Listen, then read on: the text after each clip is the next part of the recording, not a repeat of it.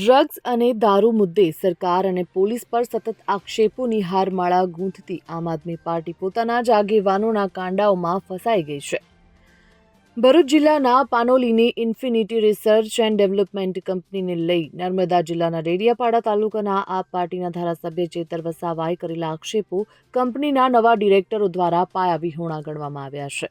કંપનીના ડિરેક્ટર અવિનાશ પટેલે જણાવ્યું કે આ કંપની બેંક ઓફ કર્ણાટક પાસેથી અમે કાયદેસર હરાજીમાં ખરીદી છે। જૂના ડ્રગ્સ કેસ સાથે અમારો કોઈ જ સંબંધ નથી। જ્યારે અન્ય ડિરેક્ટર હસમુખભાઈ ચૈત્ર વસાવા સાથે અને આ પાર્ટી પર આરોપ મૂક્યો છે કે સરકાર વિરુદ્ધ લડવા મુદ્દા ન હોવાથી ફેબ્રિકેટેડ ન્યૂઝ બનાવી પોલીસ અને સરકારને બદનામ કરવાની કોશિશ કરવામાં આવે છે।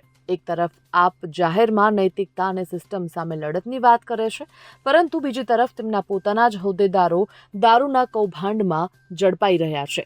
જેમાં નર્મદા જિલ્લા આપ પાર્ટીના પ્રમુખ નિરંજન વસાવાના ભાઈ દારૂ વેચતા રંગે હાથે ઝડપાયા છે।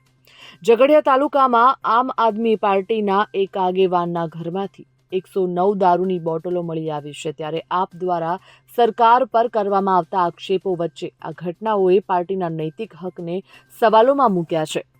નવા ડિરેક્ટરોનો આરોપ છે કે ચૈતર વસાવાએ અધૂરી માહિતી આધારે કંપની ફરી ધમધમતી થઈ વાળો ખોટો દાવો કરીને ઉદ્યોગકારોની શાખ અને વ્યવસાય પર પ્રત્યક્ષ અસર પહોંચાડવાનો પ્રયાસ કર્યો છે। ઉદ્યોગકાર અવિનાશ પટેલે જણાવ્યું હતું કે bureau report Gujarat fight news.